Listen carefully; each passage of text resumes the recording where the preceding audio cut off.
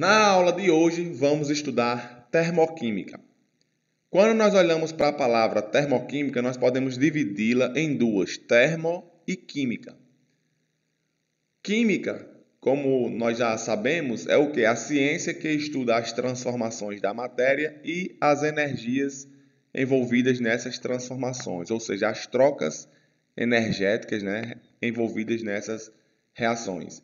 E termo é o que? É a área da ciência que estuda as transferências energéticas, as transferências de energia e as relações entre esses tipos de energia, como por exemplo, calor e trabalho. Então, termoquímica é o estudo das quantidades de calor liberadas ou absorvidas durante as reações químicas. Essa é a definição padrão. Na aula de hoje, nós iremos estudar o quê? O que são sistemas e fronteiras, propriedades intensivas e extensivas, calorimetria, lei zero da termodinâmica, equação termoquímica, reações químicas que liberam energia, conhecidas como reações exotérmicas, reações químicas que absorvem energia, conhecidas como reações endotérmicas, a primeira lei da termodinâmica, o que é entalpia e os fatores que influem nas entalpias ou calores das reações, o que é dentre esses fatores, que influenciam a entalpia, nós vamos ver o primeiro, que é o que? A influência das quantidades de reagentes e de produtos, a influência do estado físico dos reagentes e dos produtos da reação, a influência do estado alotrópico, a influência da dissolução e da diluição, dissolução e diluição, a influência da temperatura na qual se efetua a reação química e a influência da pressão. Logo em seguida, nós vamos estudar o quê? O que é entalpia padrão, o que é entalpia de formação, o que é entalpia ou calor de combustão de uma substância, o que é entalpia ou calor de neutralização de uma substância, entalpia de mudança de fase, entalpia ou energia de ligação e, por fim, vamos estudar lei de Hess. Então, para começarmos a contextualizar o estudo da termoquímica, vamos analisar o nosso corpo humano, as reações químicas que ocorrem na digestão. Como eu falei, termoquímica é o quê? A área da química que estuda as transformações, as transferências energéticas envolvidas em processos químicos, em reações químicas. E a digestão é um tipo de processo químico, pois nós ingerimos os alimentos, certo? Ou seja, esses alimentos eles contêm energia acumulada nas substâncias presentes nos alimentos. Nosso corpo ele faz a digestão, ele digere esses alimentos e nós começamos a acumular energia em nosso organismo proveniente dos alimentos. E logo em seguida, nós o quê? Nós realizamos diversas atividades físicas, como correr, nadar, estudar e ensinar, que é o meu caso, de professor. Então, nós estamos gastando energia e essa energia foi adquirida por onde? Foi adquirida pelos alimentos que nós ingerimos. Nosso organismo faz essa digestão, acumula energia no nosso organismo e a partir dessa energia nós a gastamos, realizando aí as diversas atividades do nosso dia a dia. E isso aí é mais um exemplo bastante interessante para que vocês possam se situar e ver a importância da termoquímica no nosso dia a dia. Ou seja, em tudo que nós fazemos, desde o pensar até o correr, até fazer uma prova do Enem que está aí se aproximando, tudo isso envolve o quê? Digestão, transferências energéticas e daí a importância de citar esse exemplo. Outro exemplo é a fotossíntese. Nós sabemos que os vegetais, eles são muito importantes para a manutenção da vida e até os vegetais eles dependem de uma série de transformações químicas complexas, que quando nós paramos para analisar, a fotossíntese ela ocorre a partir de quê? A radiação solar que chega nos vegetais, chega na forma de quê? De energia solar por radiação eletromagnética. E as plantas? Absorvem também o CO2, ou seja, o dióxido de carbono da atmosfera, do ar, mais a água absorvida pelas raízes das plantas, ou seja, luz solar, energia, mais CO2, mais água, vão reagir, né, formando o quê? Formando aí os troncos, galhos, flores, frutos, de que? Das plantas, né, dos vegetais, e também os vegetais liberam o quê? Liberam gás oxigênio para a atmosfera. A partir daí, a partir dessas, vocês podem observar aí trocas energéticas já no próprio vegetal. E a partir disso, nós o que? Nós nos alimentamos dos vegetais, dos frutos, das folhas, dos caules de alguns vegetais e até das raízes de alguns vegetais, como a gente pode. Há vários exemplos aí, né? No nosso dia a dia. Então, isso daí já envolve bastantes trocas, bastantes transferências energéticas e mais uma vez nós podemos situar-nos aí, situar esse exemplo como um exemplo da termoquímica, um exemplo bastante comum aí em nosso dia a dia. Vamos agora estudar o que são sistemas e fronteiras.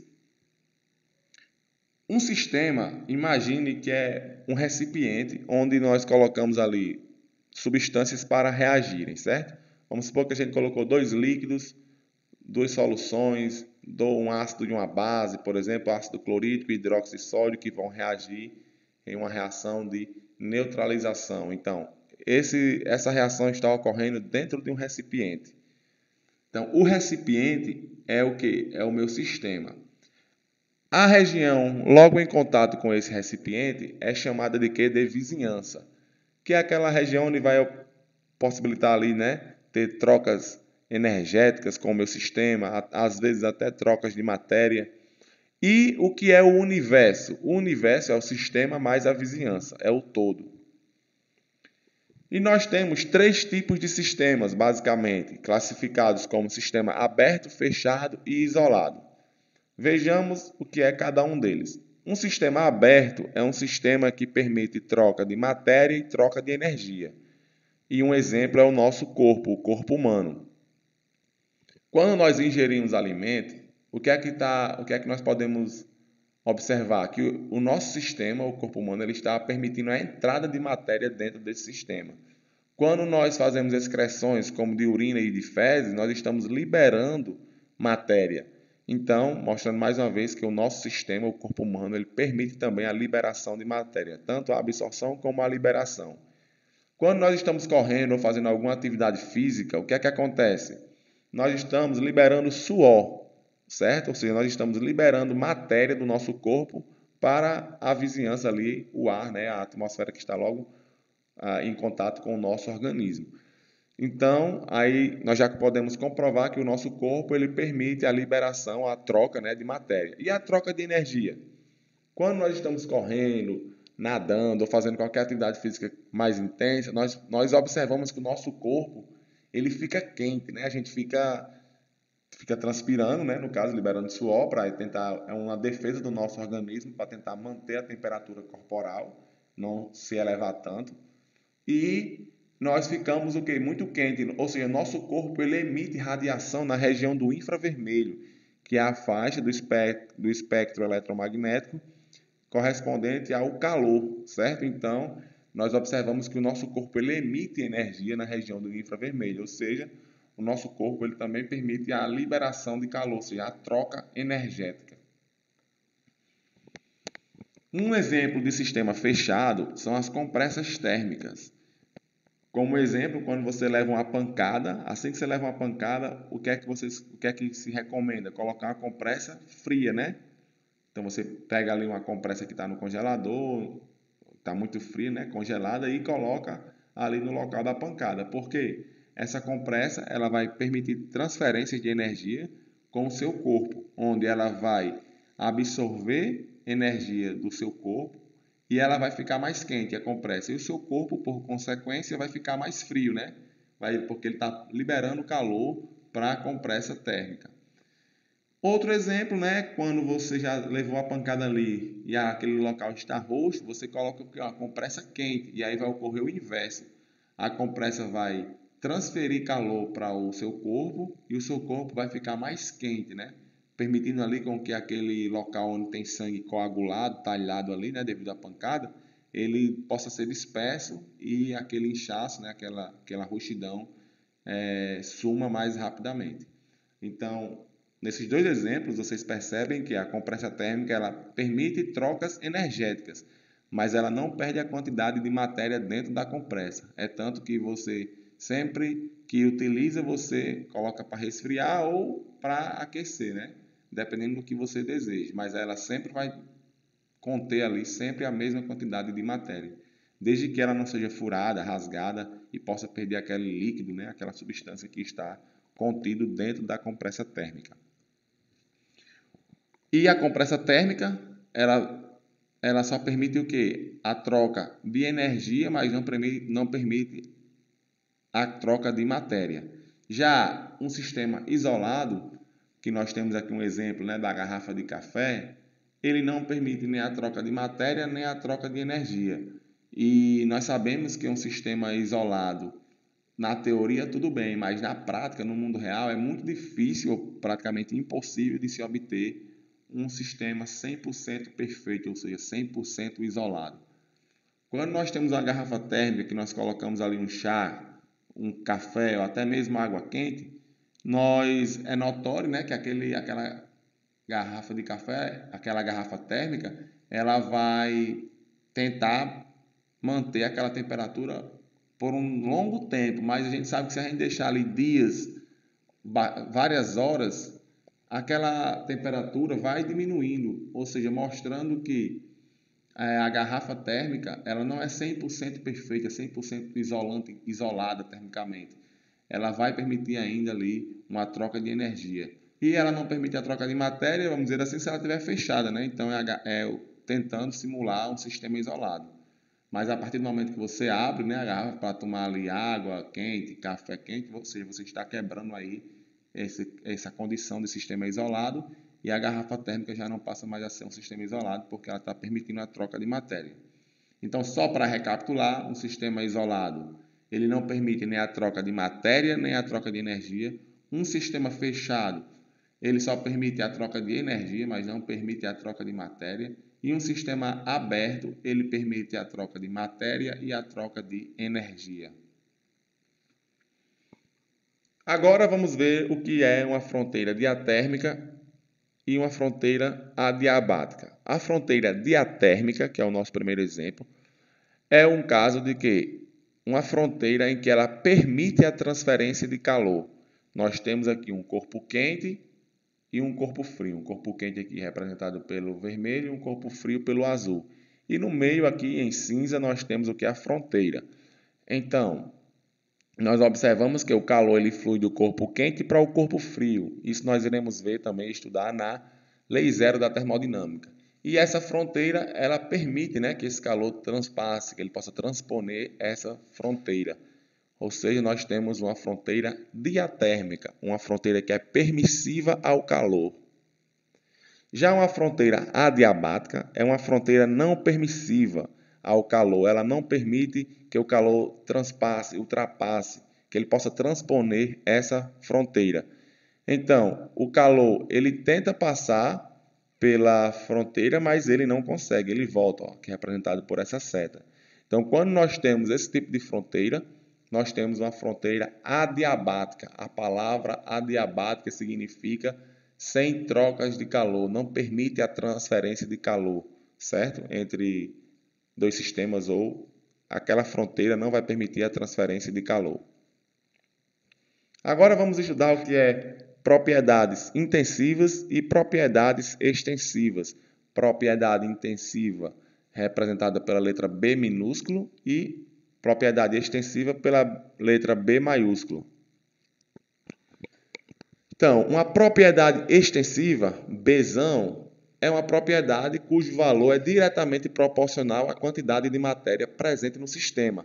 Exemplos nós temos massa, área, volume, energia, carga elétrica, capacidade calorífica a pressão constante, capacidade calorífica a volume constante, entalpia, entropia, energia livre de Gibbs, energia de Helmholtz e energia livre, ou seja, e energia interna, essa última aqui, o U. Ou seja, eu falei todos aqui, né, na ordem respectivamente. O U, o final é energia interna. E a propriedade intensiva, representada pelo Bzinho, são o quê? São propriedades que não dependem da quantidade de matéria presente no sistema. Alguns exemplos é temperatura, densidade, pressão, volume molar, capacidade calorífica, pressão constante molar, capacidade calorífica, volume constante molar.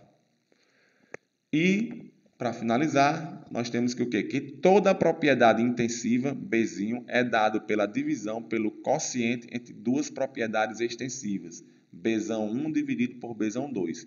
Um exemplo, nós temos que pressão é igual a força sobre área e que densidade é igual a massa sobre volume, ou seja, pressão e densidade são propriedades intensivas, Bzinho, e força, área, massa e volume são propriedades extensivas, Bzão. Calorimetria. O que é calor? Antes de falarmos de calorimetria, que significa o quê? A medida ou a quantificação do calor, né? Metria vem de métrica, de quantificação e calor. Calorimetria. Então, a palavra calorimetria nos remete à medição, à quantificação do calor, das transferências de calor. E aí, antes de falarmos da calorimetria, vamos primeiro definir e tentar situar em um contexto histórico o que é calor. Então, o cientista francês Nicolas Léonard Sadi Carnot, ele definiu o calor da seguinte forma: o calor é como um fluido, uma substância, inodora e invisível, denominada calórico, que flui de um corpo quente para um corpo frio. Assim como a água gira um moinho, o fluxo de calórico resulta em trabalho. Então, Carnot ele acreditava que o calor era como se fosse um fluido, como se fosse a água que girava as pás de um moinho. Porém, futuramente, o cientista James Prescott Joule, cientista inglês, ele definiu que o calor e o trabalho são duas formas de energia, ou seja, são apenas formas distintas de energia. E ele foi contra, né, Carnot, pois Carnot afirmava que o calor era como se fosse um fluido, uma substância, né? Onde Joule disse que não, calor era simplesmente uma forma diferente de energia, similar ao trabalho que também era outra forma de energia. Então, calorimetria é o estudo e a medição das quantidades de calor liberadas ou absorvidas durante os fenômenos físicos e ou químicos. E vale já desde então salientar a diferença entre temperatura e quantidade de calor.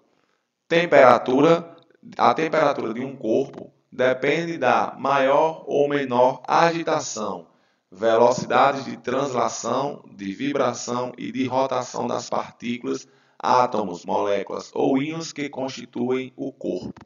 Ou seja, é o grau de agitação daquelas minhas partículas presentes no meu sistema.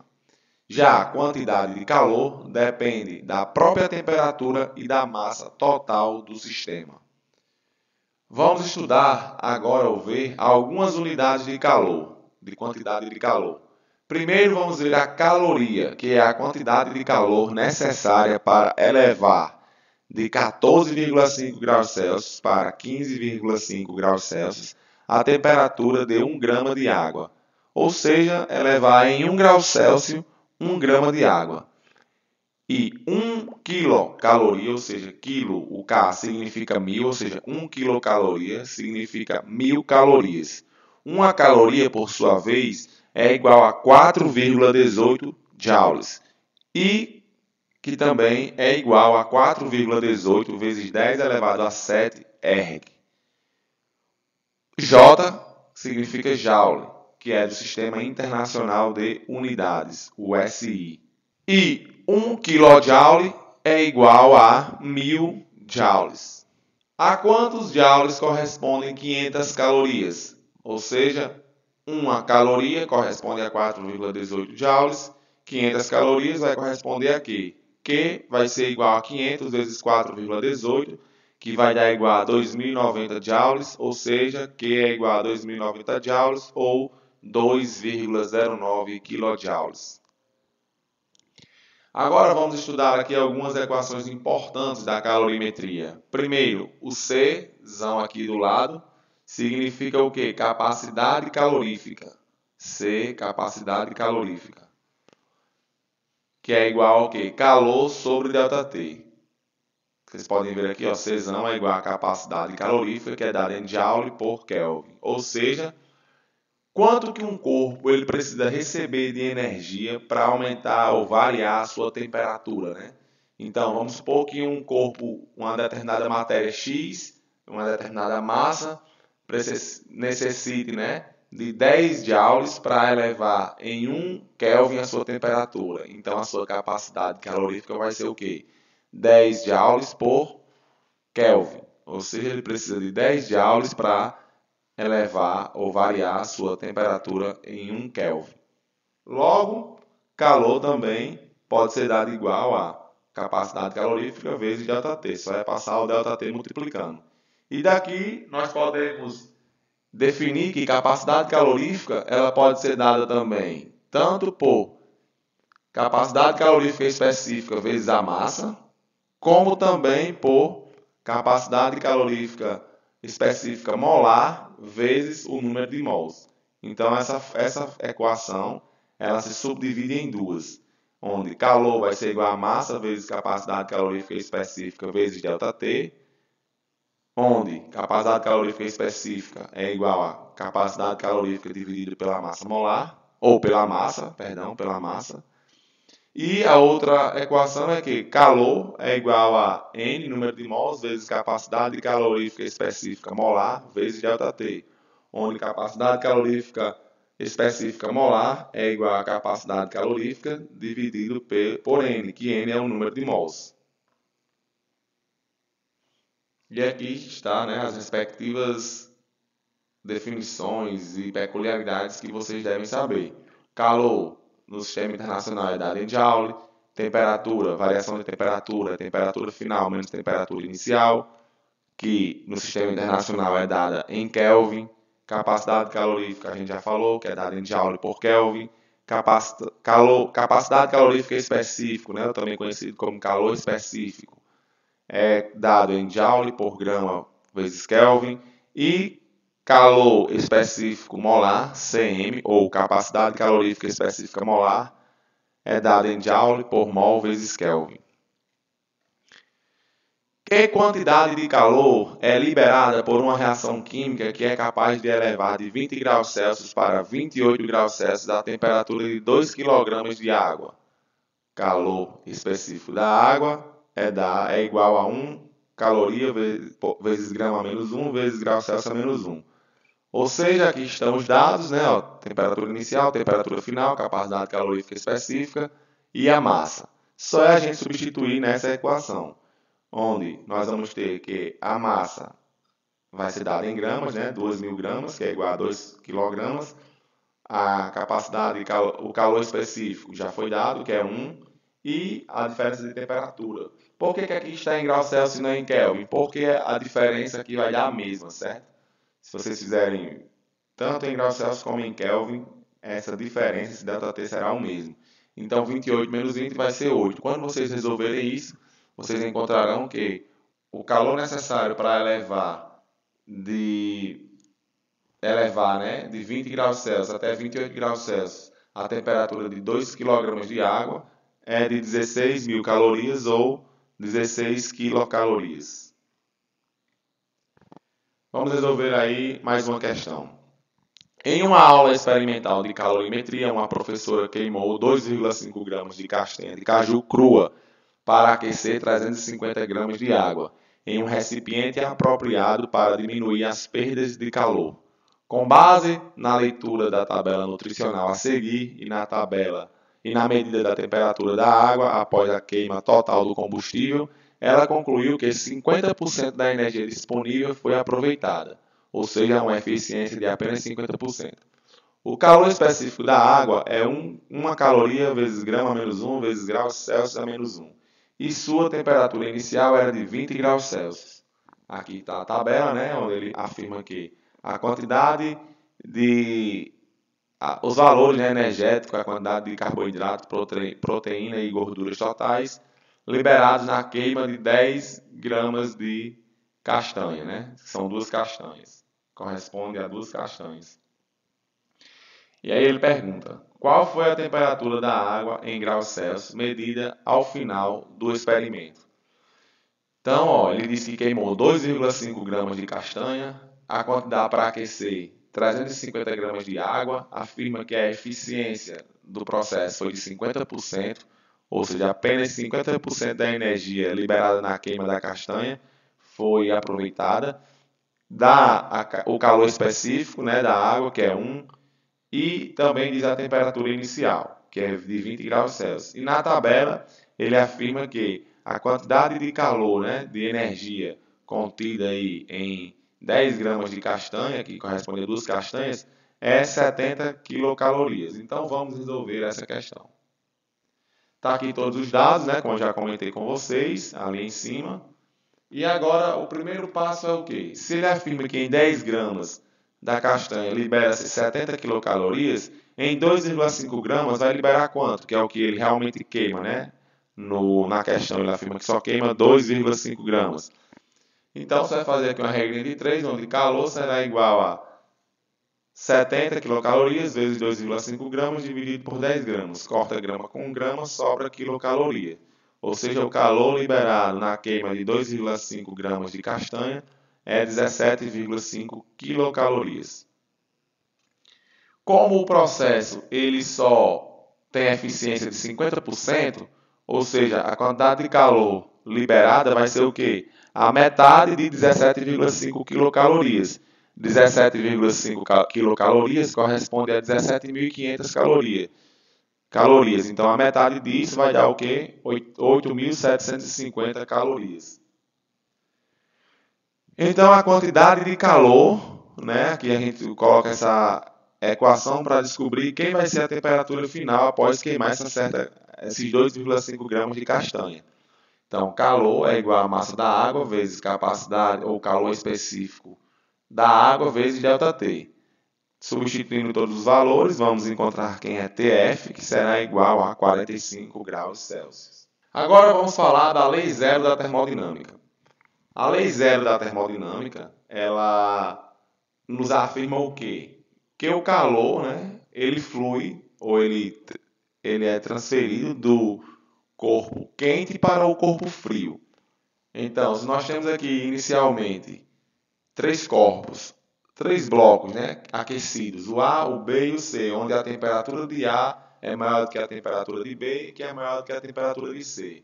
Então, assim que a gente começa a realizar esse experimento, o calor ele vai tender a fluir, a ser transferido do corpo A para o corpo B e do corpo B para o corpo C. Após atingir um equilíbrio, ou seja, o tempo final é igual a T segundos, certo? Aí está de forma empírica, né? De forma genérica, pode ser aí 1.000 segundos, 2.000 segundos. Aqui é só para afirmar que após um determinado tempo, atinge-se o equilíbrio térmico, onde esses corpos, né, após as transferências de calor, eles tendem a todos, o A, o B e o C, estarem na mesma temperatura, ou seja, uma temperatura chamada de temperatura de equilíbrio. Equação termoquímica. As equações termoquímicas são as equações químicas a qual nós acrescentamos a entalpia da reação e na qual mencionamos todos os fatores que possam influir no valor dessa entalpia. Vamos analisar as seguintes equações químicas ou equações termoquímicas. Na primeira nós temos hidrogênio gasoso mais 1/2 de oxigênio gasoso produzindo água líquida, ou seja, nós informamos tanto os coeficientes estequiométricos como os estados físicos, né, dos nossos reagentes e produtos. Informamos a temperatura na qual esse experimento foi realizado e a pressão, 25 graus Celsius e 1 atm, respectivamente.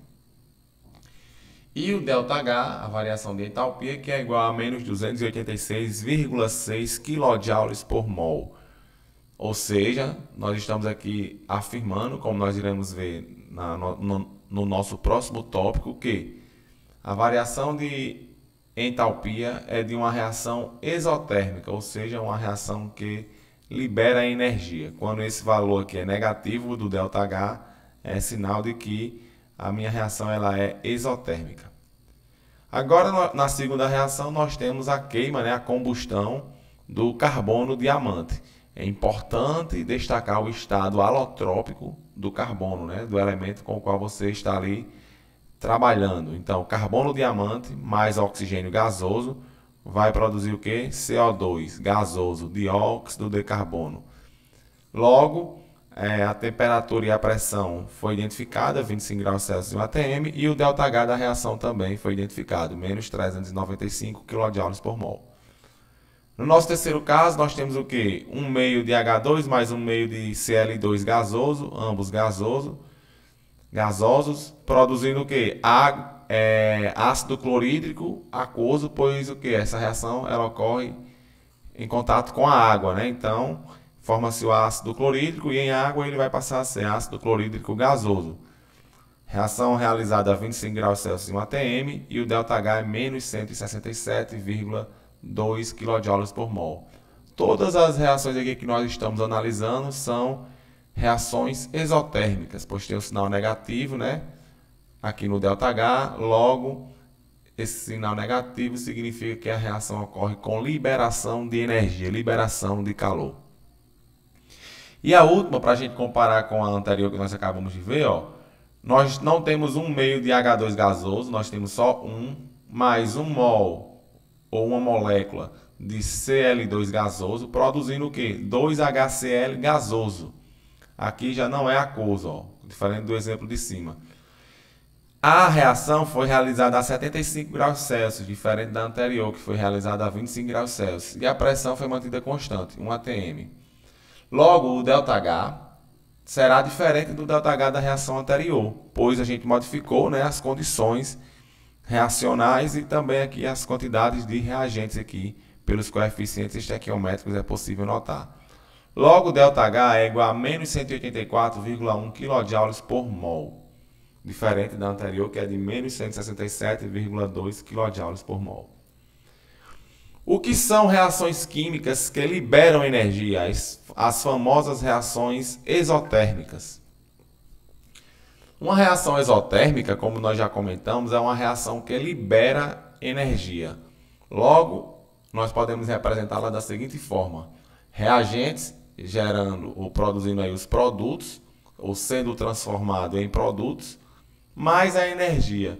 Em uma reação exotérmica, a energia ela é colocada nos produtos, certo? Quando nós formos estudar as reações endotérmicas, a energia ela vai vir nos reagentes.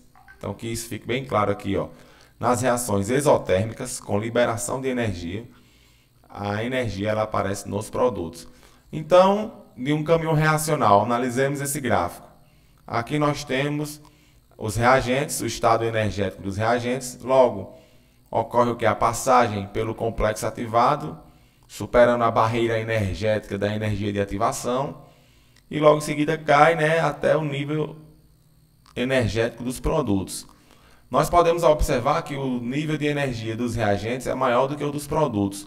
Logo, o ΔH, que é o que? Energia dos produtos menos energia dos reagentes, ou o ΔE, que é a variação da energia dos produtos em relação aos reagentes, vai ser o que? Vai ser um valor negativo. Se vocês pararem para ver, o valor da energia dos produtos é mais baixo do que dos reagentes. Então vai ficar, é como se ficasse 10 menos 20, então ia dar menos 10. Por isso que a variação de energia vai ser negativa. Vejamos uma correlação com um banco. Imagine que no início você tem R$1.000 de saldo na sua conta, certo? Então é o estado energético dos reagentes. É o saldo inicial da sua conta. Você, por algum motivo, teve que pagar alguma conta e teve que retirar R$400. Você vai ficar com R$600 na sua conta, certo? Quando você fizer o balanço, vai ficar o quê? 600 menos 1.000, ou seja, o balanço vai ser o quê? Menos 400, menos R$400, mostrando que foi retirado valor, né, da sua conta. Logo, a mesma analogia se aplica para a energia. A variação de energia vai ser negativa. Alguns exemplos, né, de reações químicas exotérmicas é a queima do carvão, que libera calor, ou seja, energia térmica. A queima de uma vela, que produz luz, liberando que? Energia luminosa, além de calor também. A reação química em uma pilha produz energia elétrica. No motor de um automóvel, a queima da gasolina produz energia mecânica, ou seja, energia cinética. E aí são exemplos, né, de reações que ocorrem de forma espontânea, esses 4 casos, e também ocorrem com liberação de energia, reações exotérmicas. Agora vamos estudar as reações químicas que absorvem energia, as reações endotérmicas. Diferentemente das reações endotérmicas, agora nós já podemos observar que os reagentes é somado com energia, ou seja, a energia ela vem nos reagentes, diferentemente do caso anterior, que a energia vinha nos produtos. Ou seja, nas reações endotérmicas, que ocorrem com a absorção de energia, a energia aparece do lado dos reagentes, certo? Então, reagentes mais energia produzindo produtos. Se a gente olhar aqui agora para esse gráfico, né, de energia pelo caminho da reação, nós temos o estado energético dos reagentes. Essa reação ela vai proceder, certo? Passando pelo complexo ativados, rompendo a barreira energética da energia de ativação, até chegar aos produtos. Nós podemos observar que o nível de energia dos produtos é maior do que o nível de energia dos reagentes. Logo, quando nós fizermos o ΔE, ou seja, a variação de energia, que será produtos menos reagentes, nós teremos uma variação positiva, ou seja, nós estamos fornecendo energia para que aquela reação ocorra. Fazendo a mesma analogia com o banco, é como se vocês tivessem um saldo inicial de R$800, referente aqui ao estado energético dos reagentes, e vocês ganham, né, fazem um depósito de R$500. O seu saldo final vai ser de R$1.300. Logo, quando vocês fizerem valor final menos valor inicial, que é igual a entalpia dos produtos menos entalpia dos reagentes, vocês vão ter o quê? 1.300 menos 800 vai dar mais 500. Ou seja, vocês ganharam, vocês tiveram um acréscimo de R$500 na sua conta. Ou seja, você teve um acréscimo de 500 joules, vamos trazer assim para a energia, né, o quilojoules, em relação ao estado dos reagentes ao estado dos produtos. Alguns exemplos de reações que ocorrem, né, ou processos que ocorrem com o fornecimento de energia, nós podemos citar é o que? Fornecer calor para o cozimento dos alimentos. Os alimentos eles cozinham, né, mais facilmente, né, e mais rapidamente, fornecendo esse calor para os alimentos. A fotossíntese, vocês podem ver que a energia na forma de luz solar, de radiação eletromagnética, aparece do lado dos reagentes. Com a energia elétrica, pode-se provocar a reação de cromagem de um para-choque de um automóvel, ou seja, a reação de cromagem, para deixar ele espelhado, né, com aquele design todo bonito, evitar corrosão também. É feito com o quê? Uma reação que fornece energia na forma de quê? De energia elétrica. Outro exemplo é o quê? Que um explosivo, né, ele pode ser acionado fornecendo energia de que forma? De uma forma de uma pancada.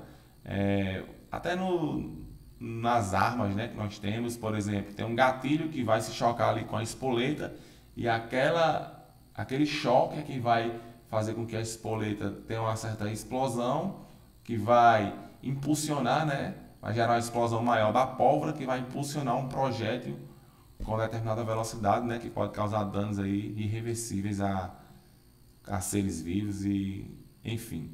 Então, uma pancada ela pode iniciar, né, pode ser a energia suficiente fornecida para que ocorra uma reação de detonação de um explosivo. Então é mais um exemplo, né, de um processo que ocorre com fornecimento de energia.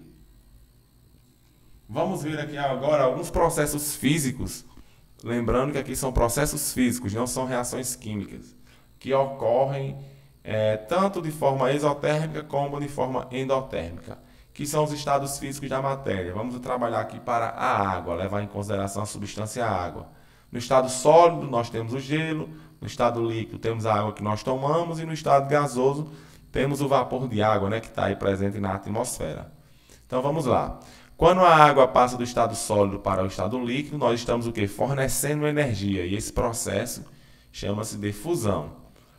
Quando passa do estado líquido para o estado gasoso, nós temos a vaporização, que pode ser subdividida em 3 diferentes processos: evaporação, ebulição e calefação.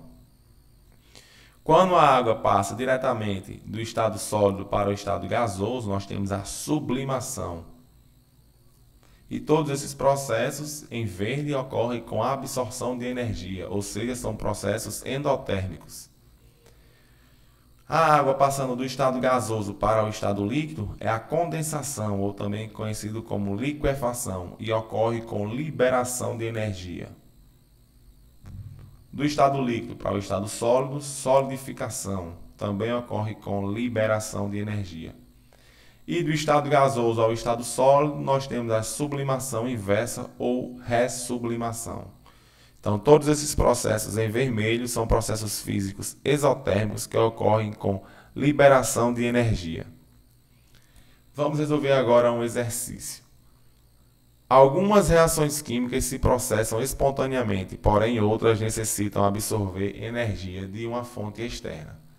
Caracterize os diagramas abaixo a variação de entalpia das reações, identificando-as como endotérmicas e exotérmicas. Ou seja, é para dizer se esses gráficos aí, né, representam reações ou processos endotérmicos e ou exotérmicos. Então, no nosso primeiro caso, nós temos o quê? Que o nível dos reagentes, o estado energético dos reagentes é maior do que o dos produtos. Logo, se a gente fizer produtos menos reagentes, aqui vai dar uma variação negativa, ou seja, vai dar um ΔH negativo, menor do que zero, logo a reação é exotérmica. Já do nosso lado direito, nós já podemos observar que o estado energético dos reagentes é inferior ao dos produtos, ou seja, os produtos estão em um nível energético mais elevado. Logo, quando a gente faz produtos, entalpia dos produtos menos entalpia dos reagentes, nós vamos obter o quê? Que o ΔH vai dar positivo, ou seja, vai dar maior do que zero. Logo, nós teremos uma reação endotérmica que ocorre com fornecimento de energia para que essa reação possa ocorrer.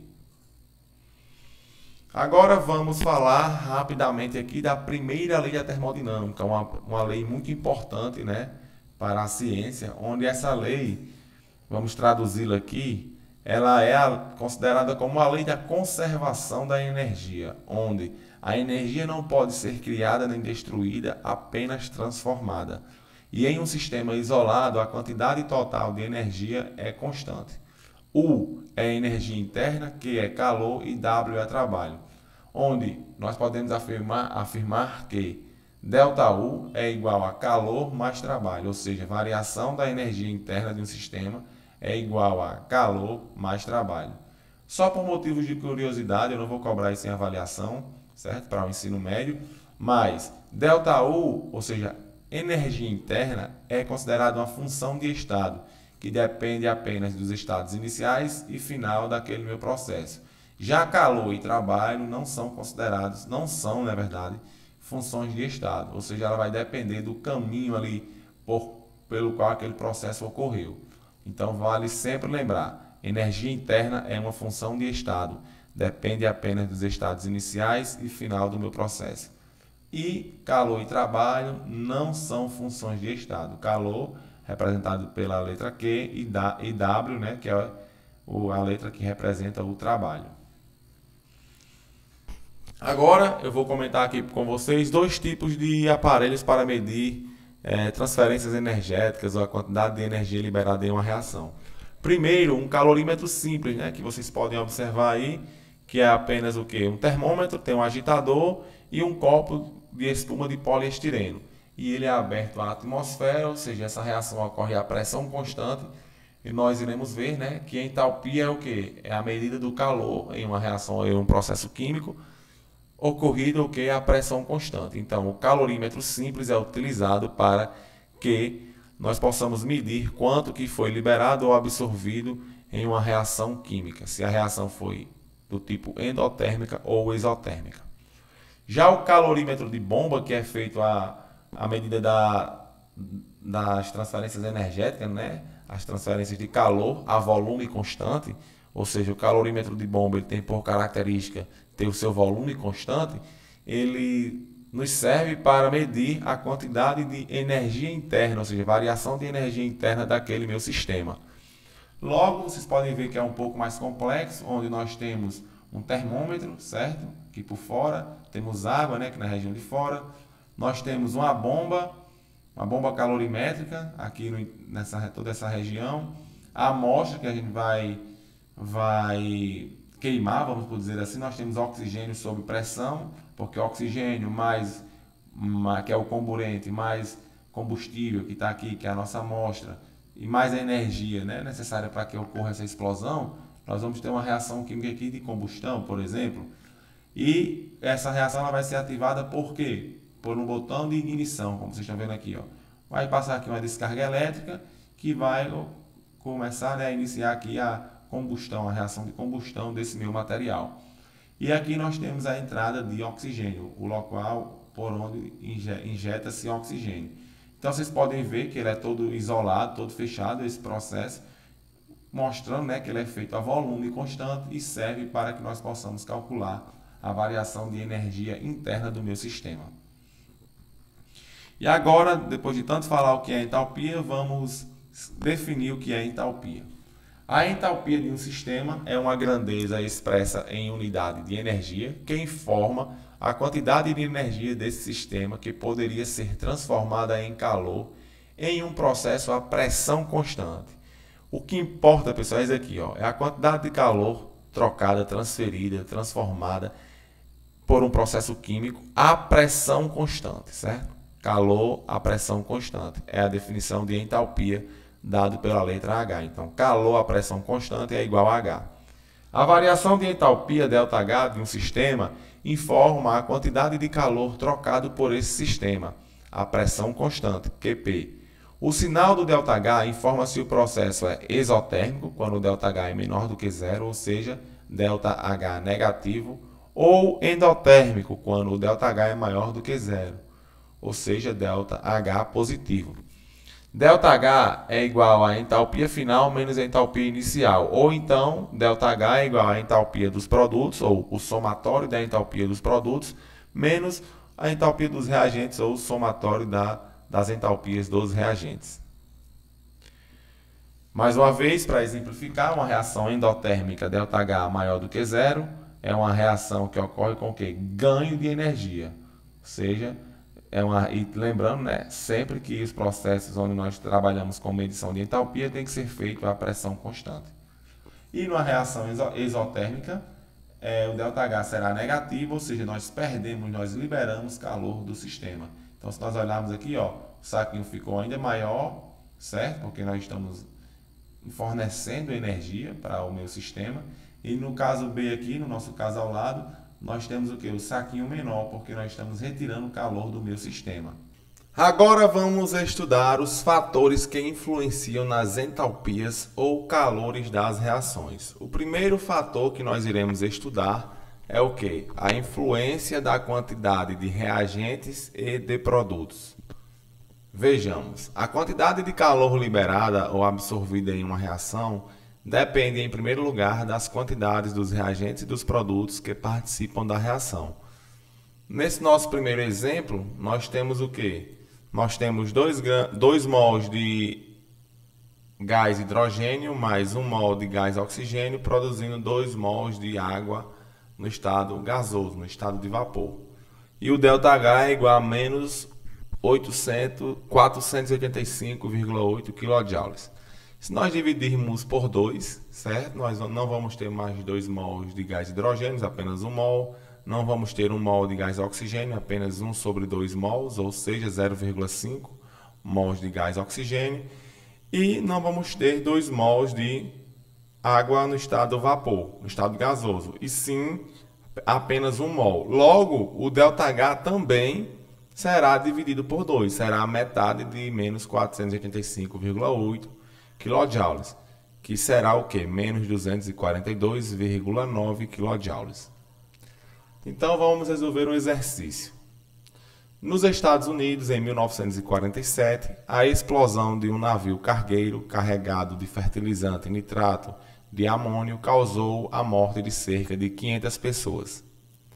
A reação ocorrida pode ser representada pela equação: 2 mols de nitrato de amônio produzindo 2 mols de gás nitrogênio mais oxigênio gasoso mais 4 mols de água líquida. E o ΔH dessa reação é menos 411,2 kJ. Nesse processo, quando há decomposição de 1 mol do sal, qual sal? Nitrato de amônio, ocorre liberação, e aí tem as alternativas, né? Liberação de 411,2 kJ. Pessoal, só a gente observar o quê? Nós temos aqui 2 mols, certo? E o ΔH é esse. Se nós tivermos apenas 1 mol, qual será o ΔH? Então, pessoal, só é nós seguirmos a mesma linha de raciocínio. 2 mols de nitrato de amônio está para menos 411,2 kJ. 1 mol desse mesmo sal está para quanto? ΔH. ΔH, você vai fazer meios pelos extremos, né? ΔH vai ser igual a metade desse valor, que é menos 205,6 kJ. Agora vamos ver a influência do estado físico dos reagentes e dos produtos da reação. Nós podemos analisar essas reações aqui, né? Nós temos hidrogênio gasoso mais 1 meio de gás oxigênio, 1 mol de hidrogênio gasoso mais 1 meio de gás oxigênio, produzindo o quê? Água no estado vapor. Depois, a mesma reação produzindo água no estado líquido e a mesma reação produzindo água no estado sólido. Ou seja, os estados físicos dos produtos, que é a água, estão em estados diferentes, certo? E, consequentemente, nós vamos ter o quê? Variações de entalpias diferentes, ΔH1, ΔH2 e ΔH3 para as 3 reações mostradas, onde ΔH3 é a maior, ΔH2 é... Isso é em módulo, né? Em módulo, ΔH2 vai ser a reação com a segunda maior liberação de energia e ΔH1 vai ser a reação com menor liberação de energia das 3.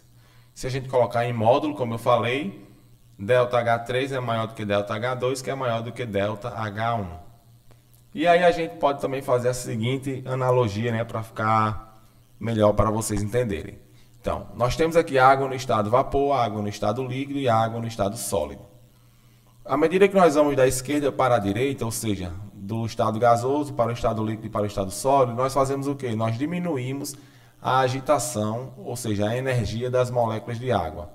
E nós aumentamos o saldo de energia, ou seja, o ΔH liberado no final da reação. Porque nós estamos diminuindo, né, o estado energético das reações, logo da água, no caso, que é o produto. Logo, à medida que a gente vai andando da esquerda para a direita, nós também vamos aumentando o valor do ΔH em módulo, pois nós vamos liberando a maior quantidade de energia. No próximo slide, nós iremos ver melhor essas diferenças, né, em um diagrama, em um gráfico que eu preparei para vocês. Aqui nós temos o estado energético dos nossos reagentes. Hidrogênio gasoso, 1 mol mais meio mol de oxigênio gasoso. Então, se nós pararmos para observar, o ΔH1 representa a formação, a partir desses reagentes, da água no estado de vapor. Então, está aqui o estado energético da água no estado de vapor. Nós podemos observar que a água, quando ela ainda está no estado de vapor, ela ainda tem, as moléculas de água ainda apresentam uma elevada agitação, né, das moléculas. Já quando nós vamos para o estado líquido, nós temos ainda o quê? Um maior decréscimo do ΔH, que é o ΔH2, pois as moléculas no estado líquido já vão ter o quê? Um menor grau de agitação comparado com as moléculas de água no estado vapor. E o ΔH3, nós podemos observar um maior abaixamento ainda do nível energético, né? Porque a água, que é o produto, vai estar no estado sólido e as moléculas têm ainda mais restrição de mobilidade.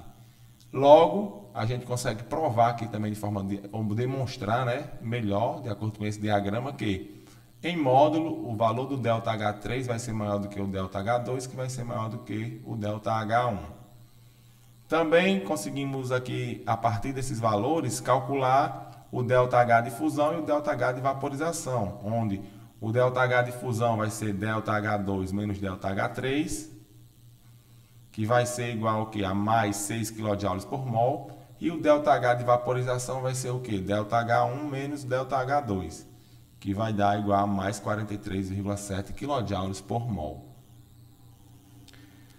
Aqui é simplesmente a parte algébrica, né, do cálculo que eu acabei de falar para vocês. ΔH de vaporização vai ser o que? ΔH1 menos ΔH2. Você vai pegar os valores que estão aqui do lado. Ó. Quem é ΔH1? Menos 242,9 kJ por mol, a menos 1. Menos o valor de ΔH2. Quem é ΔH2? Menos 286,6 kJ por mol, menos 1. O resultado vai dar que o ΔH de vaporização é mais 43,7 kJ por mol a menos 1. O kilojoules vezes mol a menos 1 ou kilojoules por mol. O de fusão, ΔH de fusão, a gente faz com o mesmo raciocínio, sendo que o ΔH de fusão vai ser igual ao que? ΔH2 menos ΔH3. Substituindo os valores, vamos obter que o ΔH de fusão vai ser mais 6,0, ou seja, 6 kJ vezes mol a menos 1, ou 6 kJ por mol.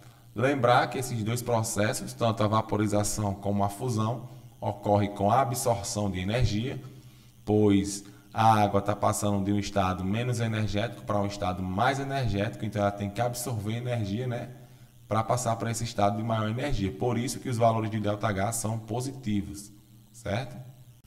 Agora vamos calcular aqui esses mesmos ΔH, tanto de fusão como de vaporização, por uma outra fórmula estudada na calorimetria, mas que eu decidi mostrar só aqui, que é o que? Calor é igual a massa do material que a gente está estudando, da substância que a gente está estudando, vezes o que? O calor latente. Então, calor é dado em calorias ou joule, massa em gramas ou quilogramas, e o calor latente é dado em que? Em caloria vezes grama menos 1 ou joule vezes quilograma menos 1. E para a água, o calor de vaporização, o calor latente de vaporização. E o que é esse calor latente? É o calor, né, que a água ela necessita, né, para que ela aumente para que 1 grama de água ela passe do estado, no caso para o calor latente de vaporização, a água precisa de 2,43 kJ para cada grama de água, para que ela passe do estado líquido para o estado de vapor. Então, essa é a definição, né, do calor latente de vaporização. Porque calor latente nos remete ao que? A mudanças de fase, certo? É o calor para que uma substância mude de fase. E o calor de fusão vai ser da mesma forma.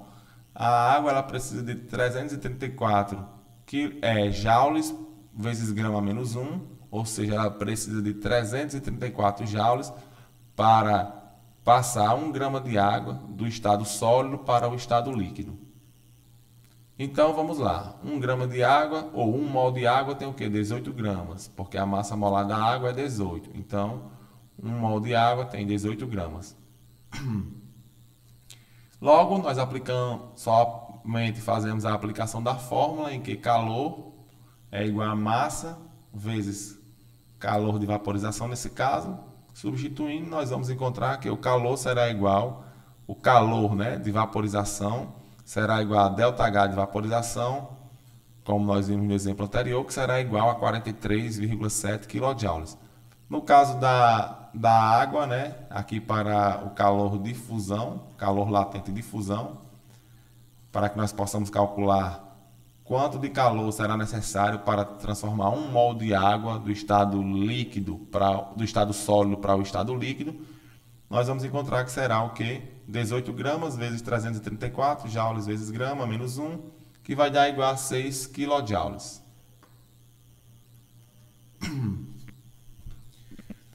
Vamos resolver um exemplo. Coloque as reações mencionadas abaixo em ordem crescente de liberação de calor, indicando esse fato em um gráfico de entalpia. Então, o que é que nós temos aqui? O enxofre, né? O reagente, ele vai estar primeiro no estado sólido, depois no estado líquido, depois no estado gasoso. Então, vai estar reagindo com oxigênio gasoso e formando o quê? CO2 gasoso, ou dióxido de enxofre, que é o que? SO2 gasoso, nos três casos. Então, representamos os três ΔH por ΔH1, ΔH2 e ΔH3. Então, todas essas reações, elas são reações de combustão. E as reações de combustão, elas são características por serem reações exotérmicas. Logo, a gente representando aqui no diagrama, ó, quando a gente parte do enxofre no estado sólido, a queda de energia até o nível energético dos produtos, que é o dióxido de enxofre, perdão, que é o dióxido de enxofre gasoso, né, vai ser 1. Quando nós partimos do estado líquido, nós podemos ver que esse decréscimo, né, na entalpia será maior. E no terceiro caso, quando nós partimos do enxofre gasoso, nós podemos observar que essa queda no ΔH será ainda maior, no valor da entalpia, né, e o valor do ΔH será ainda maior. Logo, em módulo, ΔH3 será maior do que ΔH2, que será maior do que ΔH1. Se nós tirarmos o módulo, os sinais ficam invertidos. ΔH1 maior do que ΔH2, que é maior do que ΔH3. Agora vamos ver a influência do estado alotrópico. E aí é importante a gente ressaltar essas seguintes sentenças que eu já deixei aqui no slide introdutório para vocês. Estado alotrópico, como vocês sabem, são as diferentes formas que um elemento químico ele pode se apresentar na natureza formando substâncias simples, como no caso do oxigênio, nós podemos ter o O2 e o O3, que é o gás oxigênio, e o ozônio. Ou seja, o oxigênio ele tem essas duas formas alotrópicas. O carbono pode se apresentar na forma de carbono grafite e carbono diamante, como exemplo, né? O enxofre, na forma de enxofre ortorrômbico e enxofre monoclínico. Então, só para que vocês se lembrem do que é a alotropia. E a alotropia, ela também pode ser dada tanto pela molecularidade, né? Se as substâncias simples ela têm quantidades de átomos diferentes, ou também pela forma geométrica com que aqueles átomos estão rearranjados no espaço. Então, a forma alotrópica de entalpia maior é a mais reativa e a de entalpia menor é a mais estável e, portanto, mais abundante quando ocorre na natureza. Ou seja, que é o caso do carbono grafite e o carbono diamante, né? O carbono grafite ele é mais estável, consequentemente mais abundante na natureza do que o carbono diamante. O carbono diamante ele tem um estado energético, um estado entálpico maior do que o carbono grafite. O carbono grafite ele é mais estável, por ele ter um nível energético menor, e é mais fácil de se encontrar na natureza. Já o carbono diamante, por ele ser mais instável, mais reativo, ter um estado entálpico, ou seja, uma entalpia maior, ele é mais escasso e, consequentemente, também, como a gente sabe, os diamantes eles são extremamente valorizados. Então, vejamos agora aqui, né, de forma esquemática, com equações químicas, equações termoquímicas, para que vocês possam ter uma melhor noção, né, de como é que nós devemos analisar a alotropia, né, e a estabilidade dos alótropos de uma substância. Nesse caso aqui, nós estamos trabalhando com o carbono grafite e o carbono diamante. Uma reação de combustão, ó, carbono grafite e carbono diamante, mais oxigênio gerando CO2, uma combustão completa. Logo, aqui nós temos os valores de ΔH1 e ΔH2. O ΔH1 será o que? Menos 393,1 kJ vezes mol menos 1. E o ΔH2 menos 395 kJ vezes mol menos 1. Ou seja, o carbono diamante, a queima do carbono diamante, ele vai liberar mais energia do que a queima do carbono grafite, mostrando que o carbono diamante está em em um nível de energia maior do que o carbono grafite. A gente pode observar aqui por esse diagrama.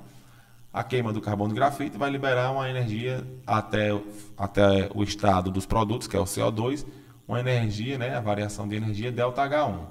Já quando a gente queima o carbono diamante, vai gerar o que? ΔH2, certo? Ou seja, nós podemos observar que o abaixamento, né, no nível entálpico é maior quando nós estamos trabalhando com o carbono diamante. Então, vocês podem observar aqui, né?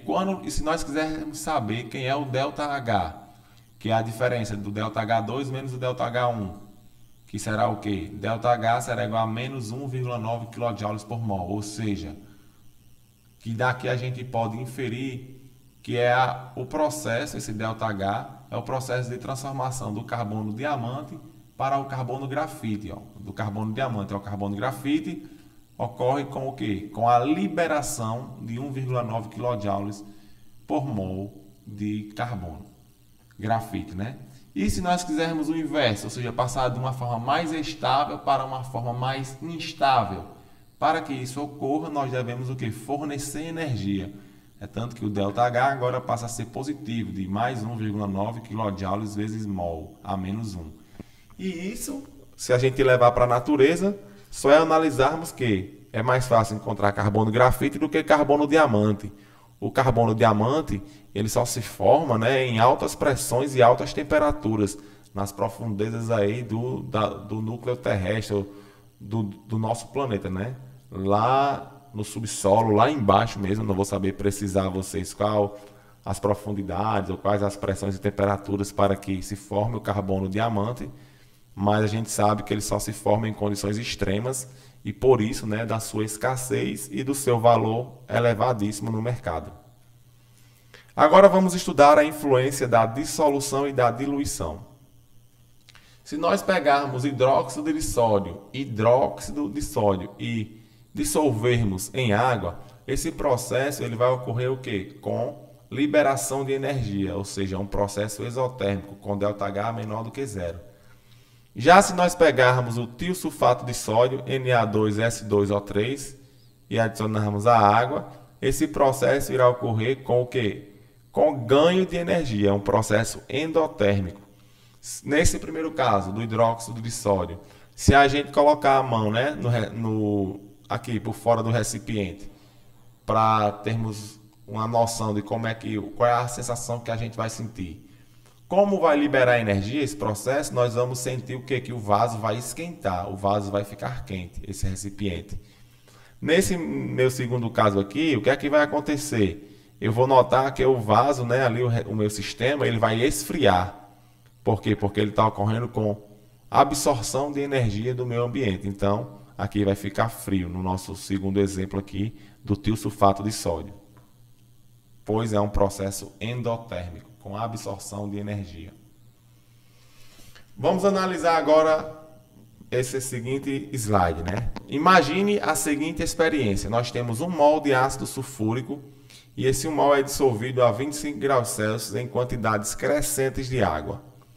Verifica-se que até certo limite, quanto maior a quantidade de água, maior será o calor total liberado na dissolução, de acordo com a tabela e o gráfico. Ou seja, nós temos aqui, ó, nós vamos adicionar sempre 1 mol de ácido sulfúrico não vamos considerar o primeiro porque está sendo adicionado em 0 mols de água, né? 0 moléculas de água.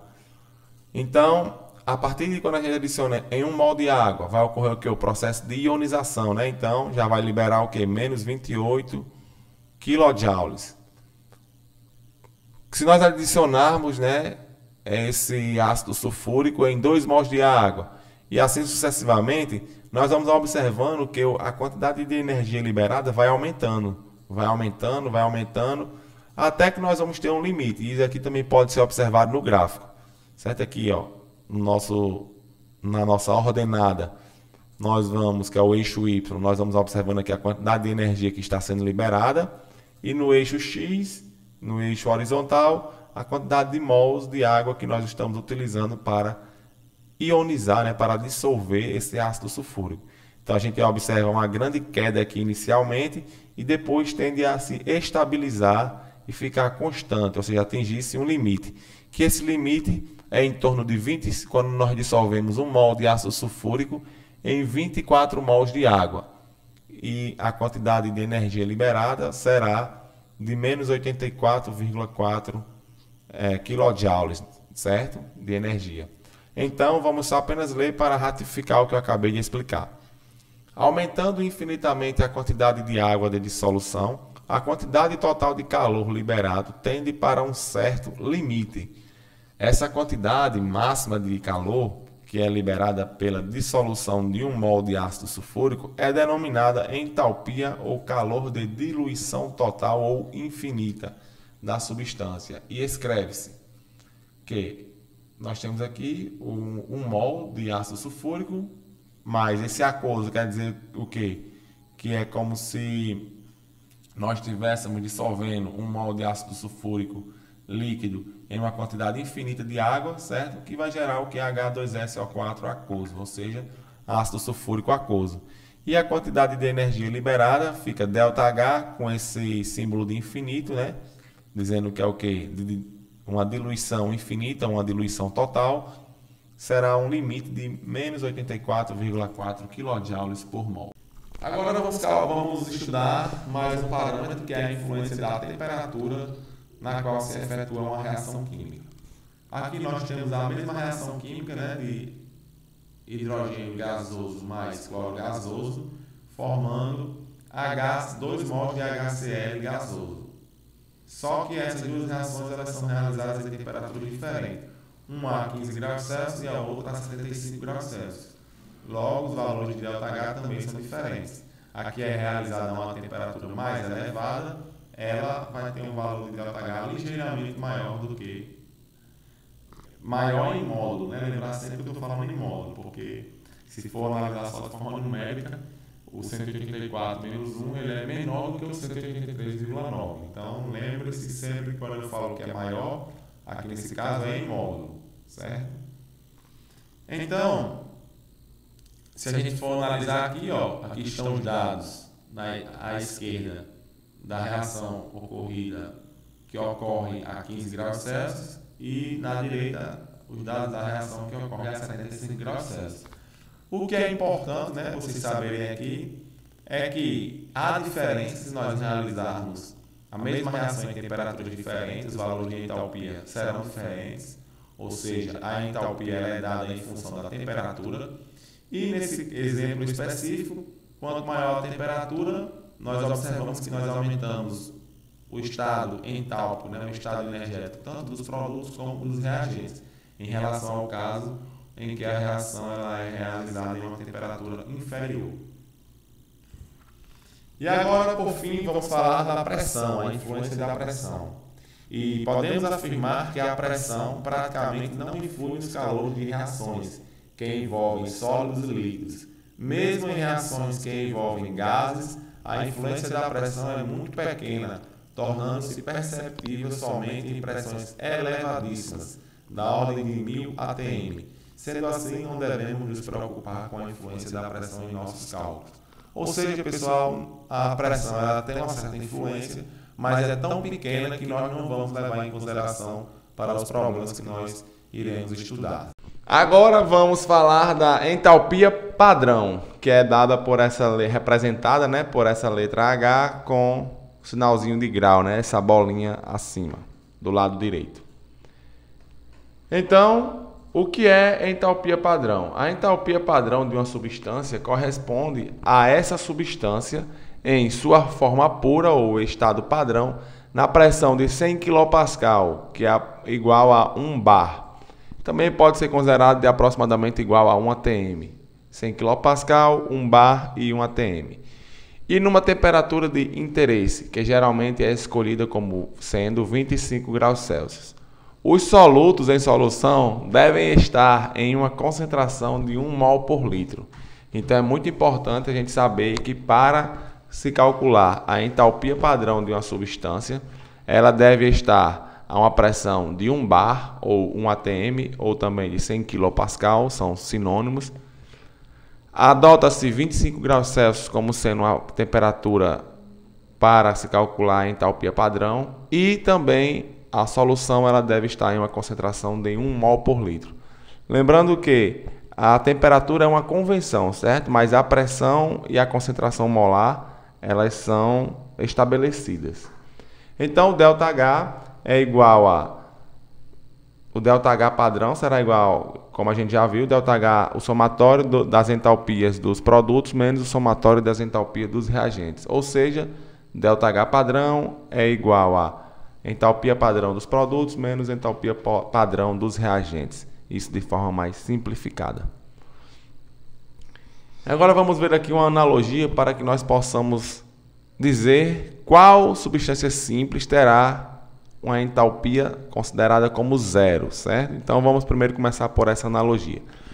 Grande parte das medições que nos rodeiam no dia a dia é feita a partir de um referencial arbitrário, como ilustramos nos exemplos abaixo. Isso aqui são as cidades, né? E adota-se que o nível do mar é um nível igual a zero, ou seja, uma cidade que esteja a uma altitude acima do nível do mar, ela vai ter o quê? Vamos supor, São Paulo está a 750 metros acima do nível do mar.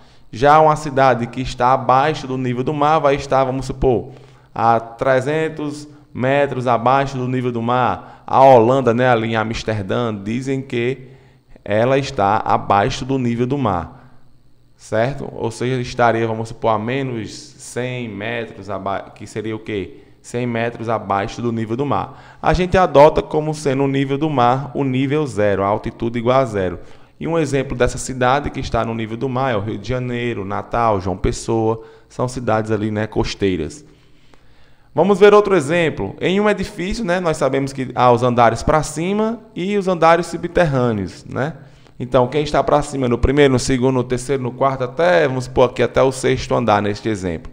E para baixo vai estar em menos 1, menos 2, menos 3, que geralmente é garagem, ou seja, está no andar menos 1, que é o térreo, o primeiro andar térreo para baixo, o menos 2, segundo andar térreo para baixo, né? No caso, indo em direção ao solo, ao subsolo. E o térreo é o que? É o zero, né? Ali geralmente onde fica a portaria do prédio, ali a área de lazer, então salão de festas. Então adota-se, né, por convenção, um referencial arbitrário, que o térreo é o zero, assim como o exemplo do nível do mar. Da mesma forma, nós podemos aplicar isso em termoquímica, né? Escolher um nível de referência e atribuir um valor igual a zero. E isso nós vamos ver aqui para algumas substâncias, né? Então, um elemento ou composto químico está no estado padrão quando se apresenta em seu estado físico, alotrópico ou cristalino mais comum e estável, a 25 graus Celsius e 1 atm de pressão, como já foi visto também lá para as condições padrão. Toda substância simples no estado padrão tem entalpia igual a zero. Essa frase aqui ela pode ser reescrita assim. Toda substância simples no estado padrão mais estável tem entalpia igual a zero. Por quê? Nós temos, vamos supor que nós temos aí a 25 graus Celsius e 1 atm, o carbono diamante e o carbono grafite. Mas eles, o carbono grafite e o diamante, eles não vão ter entalpia igual a zero, apenas um deles, certo? Então, por isso que essa frase, ó, ela é para ser escrita assim. Toda substância simples, no estado padrão e mais estável, tem entalpia igual a zero. Então, do carbono grafite e do carbono diamante, quem vai ter entalpia igual a zero vai ser quem? O carbono grafite, pois é aquele mais estável, menos reativo e o encontrado com mais abundância na natureza. Já o carbono diamante vai ter um estado entálpico, ou seja, uma entalpia, um estado energético de 1,9 kJ em relação ao carbono grafite.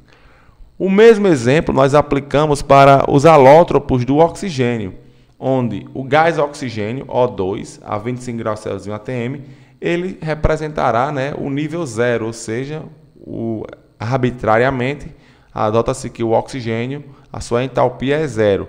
Já o ozônio, O3, vai ter 142,1 kJ em relação ao oxigênio, e o oxigênio atômico, né, que diferente do gás oxigênio, que é o O2, vai ter um nível entálpico, ou seja, um nível energético de 249,1 kJ em relação ao oxigênio O2, ou seja, o gás oxigênio. Então, aqui vem a explicação, né? Note que somente estarão no nível 0 as substâncias simples em sua forma mais comum e estável, como eu expliquei. Ou seja, esse texto complementa essa frase em azul aqui de cima. Para o carbono, essa forma é a grafite. Para o oxigênio, a substância é o quê? O O2, gás oxigênio. E assim por diante. Consequentemente, as substâncias compostas estarão sempre em níveis diferentes de zero. Substâncias compostas são quais? H2O, substâncias formadas por mais de um tipo de elemento químico. Água, formada por hidrogênio e oxigênio. Vamos ver outro exemplo. Amônia, NH3, formada por nitrogênio e hidrogênio. Vamos ver outro exemplo. HCl, ácido clorídrico, formado por hidrogênio e cloro. Então, ficou claro aí, né? Então, as substâncias compostas estarão sempre em níveis diferentes de zero, isto é, terão sempre uma entalpia diferente de zero. É a chamada entalpia padrão de formação das substâncias. Ou seja, nós iremos agora ver no nosso próximo tópico o que é entalpia padrão de formação das substâncias e vamos aprender como calculá-las. Entalpia padrão de formação, dada por HF, ou seja, esse F subscrito, né? Menorzinho ali do lado direito do H, que H significa entalpia. Então, entalpia ou calor padrão de formação de uma substância é a variação de entalpia verificada na formação de um mol da substância, a partir das substâncias simples correspondentes, estando todas no estado padrão. O que é essa entalpia de formação? Vai ser a entalpia referente à formação de um mol da substância que nós temos interesse, a partir das substâncias simples nos estados correspondentes, todas no estado padrão. Ou seja, todos os reagentes eles vão ter que ter entalpias iguais a zero. Logo, fica fácil, né, que todo o calor liberado ou absorvido naquela reação será o que? A entalpia de formação do composto, da substância que eu tenho interesse. Pois entalpia é dada por entalpia dos produtos menos entalpia dos reagentes. Se a entalpia dos reagentes, ou somatório da entalpia dos reagentes vai ser zero, nós vamos obter o quê? A entalpia do produto, que é o que nós desejamos. Então, por exemplo, nós queremos saber qual é a entalpia, né, de formação da água líquida, H2O líquido. Só é nós partirmos do hidrogênio gasoso e do oxigênio gasoso, o gás oxigênio. Ambos têm entalpia igual a zero e vão formar o H2O líquido. Logo, na hora de calcular a entalpia, vai ficar a entalpia final menos inicial, ou entalpia dos produtos menos dos reagentes, onde eu terei a entalpia do H2O menos o somatório da entalpia do gás hidrogênio mais a entalpia do gás oxigênio, que será o quê? Menos 286,6 menos zero. Logo, a entalpia de formação da água líquida será menos 286,6 kJ. Bem, pessoal, então aqui nós temos outro exemplo, né, que é o caso da formação do etanol, C2H6O, líquido, certo? Etanol no estado líquido. A partir de quem? Do carbono grafite mais o hidrogênio gasoso e o oxigênio gasoso. Todas essas três substâncias, os reagentes, estão no seu estado padrão mais estável, certo? Ou seja, todas elas têm entalpia igual a zero. Logo, a entalpia de formação será o quê? Entalpia do produto menos entalpia dos reagentes. Se essa reação ela vai ocorrer com liberação de menos 277,6 kJ por mol de C2H6O líquido formado, e todos os reagentes terão entalpia igual a zero, logo o ΔH de formação, ou a entalpia de formação do etanol, será igual a menos 277,6 kJ por mol, como vocês podem observar aqui no diagrama. E agora, para que a gente possa finalizar, é importante que nós possamos tomar cuidado com alguns erros que são muito comuns de acontecer. Primeiro, o ΔH associado a essa equação aqui de cima não representa o calor de formação do dióxido de carbono, pois, como nós vimos, para calcularmos a entalpia de formação de uma substância, Todos os reagentes eles devem estar no seu estado padrão mais estável, certo? Que é aqui no caso deveria estar o que? O carbono grafite e não o carbono diamante. Nesse caso o carbono grafite não tem entalpia igual a zero. Então já quebra a condição. Então tomar cuidado com esse critério. No segundo caso, nós temos aqui o que? Nós não temos 1 mol de amônia, ou seja, o produto não tem apenas 1 mol, e sim 2 mols. Logo, o ΔH nessa equação não representa o calor de formação de 1 mol de NH3, pois aí aparecem 2 mols de NH3 em vez de 1 mol. Então, tomar cuidado também com o coeficiente estequiométrico do produto, certo? E no último caso, nós temos substâncias compostas nos reagentes, o que não pode acontecer. Nos reagentes sempre tem que ter as substâncias simples no seu estado mais padrão, ou seja, no seu estado estável, no seu estado padrão ou no seu estado mais estável. Então, vamos ler aqui. O ΔH nessa equação não representa o calor de formação do CaCO3, pois a reação parte de substâncias compostas e não de substâncias simples. E para finalizar, aqui nós temos uma tabela com diferentes valores de entalpia de formação para diferentes substâncias, dadas em quilocaloria por mol e quilojoules por mol. Desde o cálcio sólido, o óxido de cálcio, e aí vem hidróxido de cálcio. Temos aqui o carbono grafite, carbono diamante, monóxido de carbono, e aí vai, Todos aqui, gás nitrogênio, ácido bromídrico, ácido iodídrico, monóxido de nitrogênio, amônia, ácido nítrico, sódio sólido e cloreto de sódio, sal de cozinha. Então agora nós vamos falar sobre a entalpia ou calor de combustão de uma substância. A entalpia ou calor de combustão de uma substância é a variação de entalpia, ou seja, a quantidade de calor, verificada na combustão total de 1 mol de uma determinada substância, supondo-se no estado padrão todas as substâncias envolvidas nessa combustão. Esse estado padrão, que está citado aí, é o que? É as condições padrões, de 25 graus Celsius e 1 atm. Logo, nós podemos verificar aqui que, para a combustão de 1 mol de CH4, ou seja, gás metano, no estado gasoso, nós vamos ter a liberação de 889,5 kJ, certo? Por mol de gás metano. O sinal negativo em todas as reações de combustão, vocês podem ver que é constante, o sinal negativo, nos mostrando que as reações de combustão são sempre reações exotérmicas, ou seja, reações que ocorrem com liberação de energia. Logo depois nós temos aqui a combustão do metanol, certo? CH3OH. Depois aqui do benzeno, C6H6, no estado líquido, esses dois, tanto o metanol como o benzeno. Depois nós temos a combustão do ácido acético, no estado líquido, o ácido presente no vinagre. E por fim, a combustão da glicose, E aí vocês podem avaliar os valores, de energia liberado por cada uma dessas reações para 1 mol de cada uma dessas substâncias, nas condições padrões de 25 graus Celsius e 1 atm. Então vamos ver aqui uma questão. A escolha de uma determinada substância para ser utilizada como combustível passa pela análise da poluição que ela causa ao ambiente e pela quantidade de energia liberada em sua combustão completa. O quadro apresenta a entalpia de combustão de algumas substâncias. As massas molares dos elementos hidrogênio, cloro e oxigênio são respectivamente 1 grama por mol, 12 gramas por mol e 16 gramas por mol.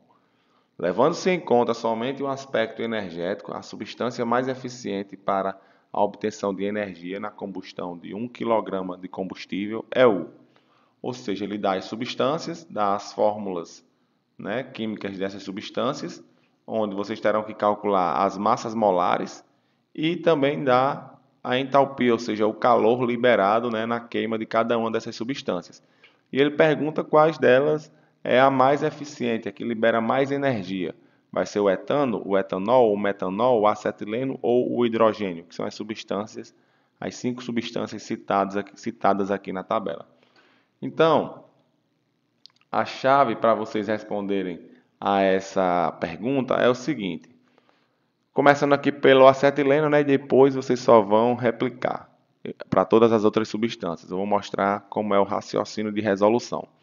Primeiro, vocês calculam a massa molar da substância. No caso do acetileno, C2H2, 2 átomos de carbono, vai ser o quê? 2 vezes 12, que a massa molar do carbono é 12. Então, vai dar o quê? 2 vezes 12, 24. E 2 átomos de hidrogênio, a massa do hidrogênio é 2. 2 vezes 1, a massa do hidrogênio, na verdade, do átomo de hidrogênio é 1. Só que como nós temos 2 átomos, vai ficar 2 vezes 1, então vai dar 2. Então, 24 do carbono mais 2 de hidrogênio vai dar 26. Certo? E lá na tabela diz que o calor liberado na queima de 1 mol do acetileno é o quê?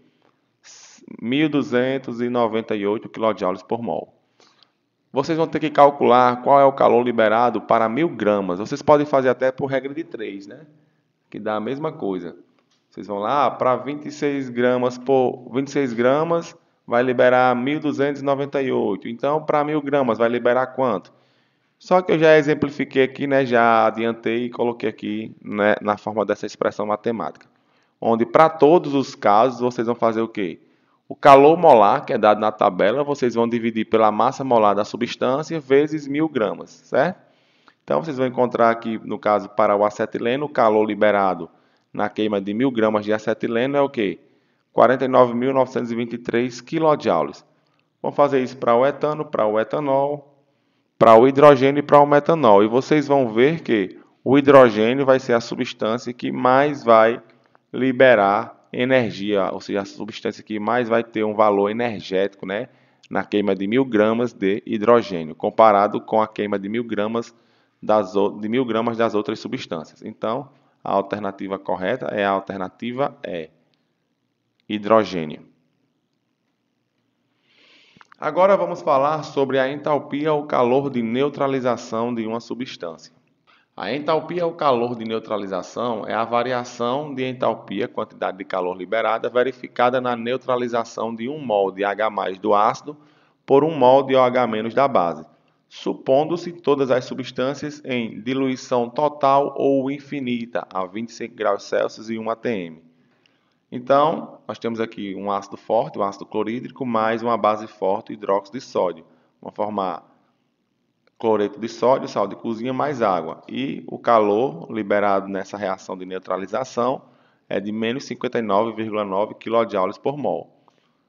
Outra reação de neutralização de um ácido forte com uma base forte, ácido bromídrico e hidróxido de sódio, formando brometo de sódio mais água líquida, gerando praticamente a mesma, né, liberando praticamente a mesma quantidade de energia, que nesse caso 57,6 kJ por mol. Já no nosso terceiro caso, nós temos o ácido acético, que é um ácido orgânico, um ácido fraco, mais hidróxido de amônio, que é uma base fraca, formando o CH3COONH4 mais o H2O líquido. E nós podemos ver que a quantidade de calor liberada vai ser menor do que os dois exemplos anteriores, nesse caso de 50,2 kJ por mol. E no último caso, nós também temos aqui um ácido fraco, né, o H2S, junto com a base forte aqui, o hidróxido de sódio, certo? Vai formar o sulfeto de sódio mais água no estado líquido. E podemos observar que a quantidade de calor liberada nessa reação é bem baixa, né? A menor de todas, cerca de 15,9 kJ por mol. Então, vamos aqui chegar a algumas conclusões. É importante observar que quando o ácido e a base são ambos fortes, como acontece nos dois primeiros exemplos, a entalpia de neutralização é constante e vale aproximadamente menos 57,9 kJ por mol. O que eu comentei, né, para os dois primeiros, que são ácidos fortes e bases fortes, eles liberam praticamente a mesma quantidade de energia, a mesma quantidade de calor é liberada nessas reações. Entretanto, se o ácido e ou a base forem fracos, não haverá ionização total e o calor liberado será menor, pois uma parte da energia que seria liberada pela reação é gasta no trabalho de ionização do ácido e ou da base. Observe os dois últimos exemplos. Então, pessoal, nesse caso aqui, nós vamos ter o quê? Nós vamos ter que, para quando nós temos ácidos ou bases fracas, nós vamos ter uma quantidade de energia, né, liberada menor do que quando nós estamos trabalhando com ácidos e bases fortes. Porque parte da energia ela é gasta, né, na realização de trabalho para realizar a ionização do ácido ou da base. Que foi o que eu comentei com vocês nesses dois últimos exemplos. Eles mostram uma liberação de energia menor do que nos dois primeiros exemplos. Então vamos resolver um exercício. Sabendo-se que aí no caso a reação de ácido clorídrico mais hidróxido de sódio formando NaCl mais água libera 13,8 quilocalorias. Pergunta-se: a reação é endotérmica ou exotérmica? Só pelo sinal do ΔH nós já sabemos que a reação é o quê? Exotérmica, pois tem um sinal negativo que libera energia. A pergunta B, né? A alternativa B. Qual é a quantidade de calor envolvida na reação de neutralização de 146 gramas de ácido clorídrico, segundo a equação acima? Então, se para 1 mol de HCl libera-se 13,8 quilocalorias, ou seja, 1 mol de HCl libera 13,8 quilocalorias. Ou seja, 1 mol de HCl é a mesma coisa de estarmos falando de 36,5 gramas, porque é a massa molar, a massa contida em 1 mol de ácido clorídrico. A massa molar do cloro é 35,5, vocês podem consultar na tabela periódica, e a massa molar do hidrogênio é 1, 35,5 mais 1 dá 36,5, que corresponde à mesma coisa, né, que eu só fiz repetir a quantidade de calor liberada, porque é só uma forma diferente de representar o que é 1 mol de ácido clorídrico. E na questão ele pede o calor liberado, a quantidade de calor liberada na queima de 146 gramas desse ácido. Faz aqui uma regrinha de 3 e vocês vão encontrar que a quantidade de calor liberada é de 52,2 quilocalorias. Agora vamos estudar a entalpia de mudança de fase. Antes de falarmos da entalpia de mudança de fase, eu gostaria que vocês observassem esse diagrama e que a variação de entalpia de um processo inverso tem o mesmo valor e o sinal oposto ao da variação de entalpia do processo direto na mesma temperatura. Ou seja, o processo direto vai ter o valor, né, inverso para aquele processo inverso referente a esse processo o processo direto. É bem lógico, né? Por exemplo, aqui se nós estamos saindo do estado inicial para o estado final, vamos ter um valor de ΔH. Se nós estamos indo do estado final ao estado inicial, o valor de ΔH vai ser o quê? Menos ΔH. Ou seja, ΔH do processo inverso, ou seja, menos ΔH, será igual ao quê? A menos o ΔH do processo direto. Entendeu? Então fica bem claro que um é o inverso do outro. E agora nós podemos avaliar as entalpias ou os calores, né, envolvidos nas transições de fase. Nós temos aqui o estado sólido, a entalpia do estado sólido, a entalpia do estado líquido e a entalpia do estado de vapor. E logo aqui temos o que? A entalpia de fusão, o ΔH de fusão, que é o que? A variação de entalpia é representada na transformação, né, de uma substância do estado sólido para o estado líquido, na transformação dessa substância do estado sólido para o estado líquido. E o ΔH de vaporização, que é a passagem, né, a transformação dessa substância do estado líquido para o estado de vapor. A sublimação, como nós já vimos, é a transição dessa substância do estado sólido para o estado de vapor diretamente. Então, ΔH de vaporização vai ser o quê? Entalpia molar do estado de vapor, que é o final, menos o inicial, que é a entalpia molar do estado líquido, ou seja, ΔH do vapor menos ΔH do líquido, como vocês estão vendo aqui. A entalpia de fusão, ou seja, o ΔH de fusão vai ser quem? Entalpia molar do líquido, do estado final, menos a entalpia molar do sólido, que é o estado inicial, está representado aqui.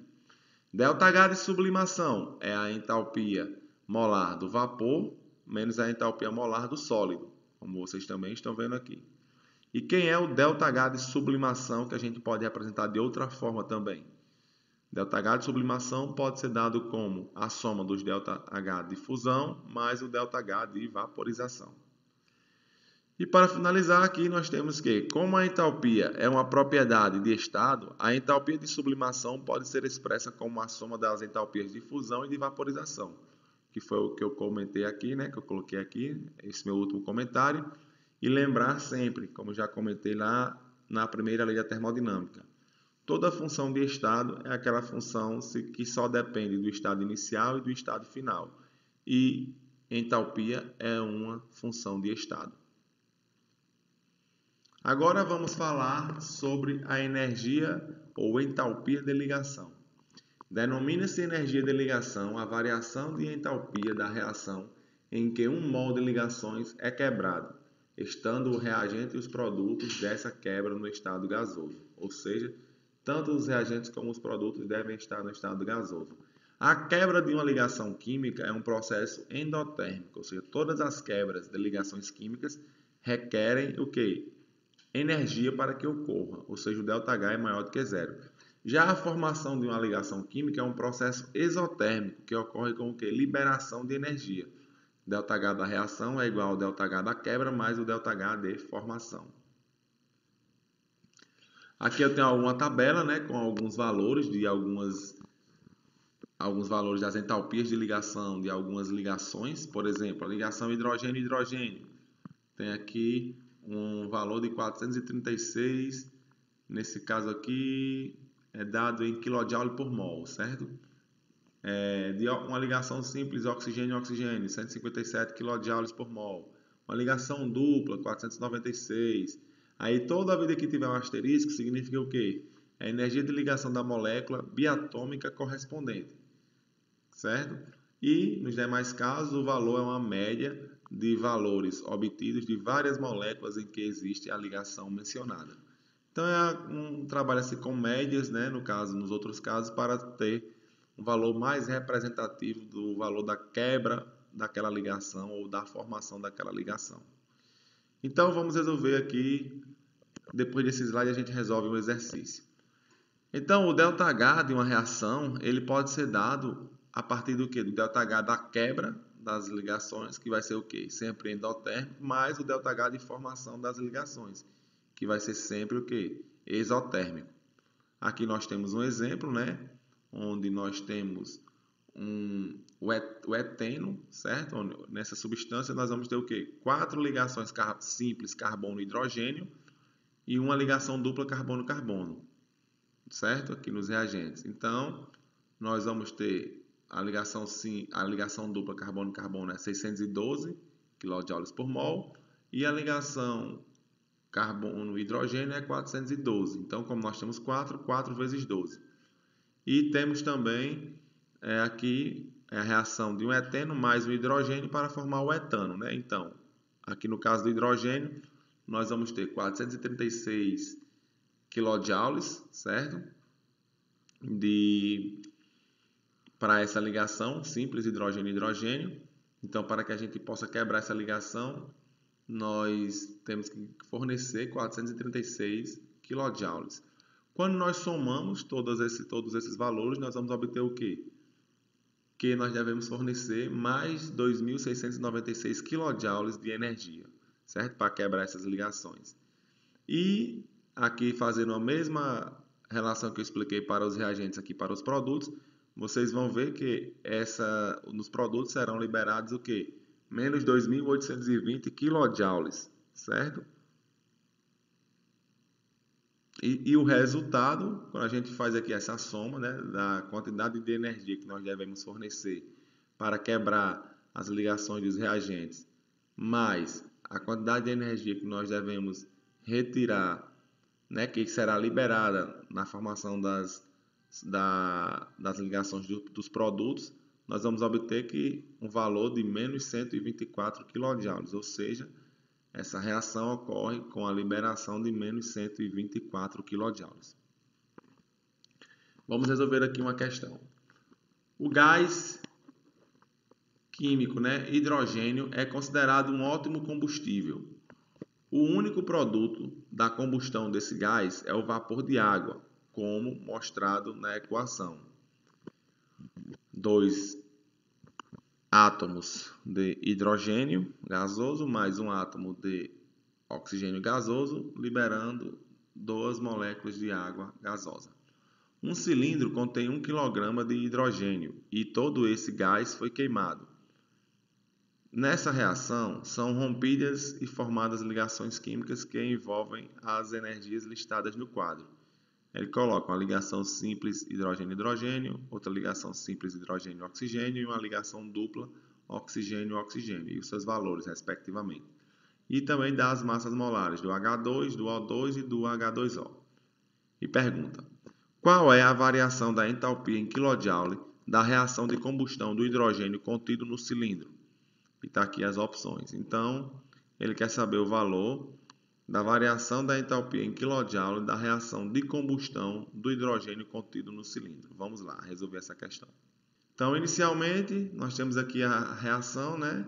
E aqui a tabela, eu coloquei aqui ao lado. Então, primeiro, nós devemos fazer o quê? Que o ΔH da reação será igual ao ΔH de quebra das ligações dos reagentes mais o ΔH de formação das ligações dos produtos. Nós sabemos que o ΔH de quebra vai ser sempre positivo e o ΔH de formação das ligações será sempre negativo. Então, fazemos aí a contabilização, né, para cada... No caso, nós temos 2 moléculas de H2, vai ser 2 vezes a ligação simples, HH. Uma molécula de O2, então vai ser uma molécula, 1 vezes a ligação dupla O2, típica do oxigênio gasoso. Aí, mais, como a gente sabe aqui que as energias para a formação das ligações será sempre negativa, já vem um menos aqui, ó. 2 vezes HOH, ou seja, teremos 2 ligações simples HO, oxigênio e hidrogênio. Resolvendo, nós vamos obter que o ΔH da ligação será o que? Negativo, ou seja, essa reação, por ser uma reação de combustão, ocorre com liberação de energia. Ocorre liberando, no caso, 484 kJ. E ele agora fala que ele quer saber, né, quanto que será liberado na queima de 1000 gramas de hidrogênio.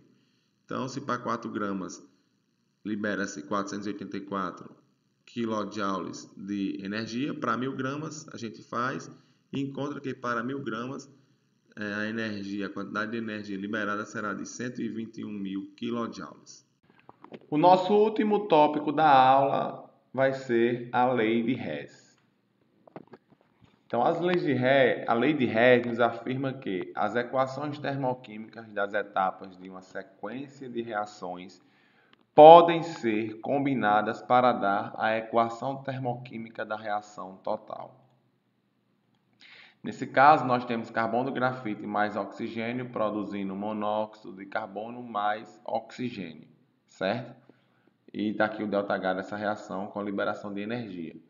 Ou seja, nós temos uma combustão incompleta, pois não chegamos ao CO2, e sim apenas no CO, que é o monóxido de carbono.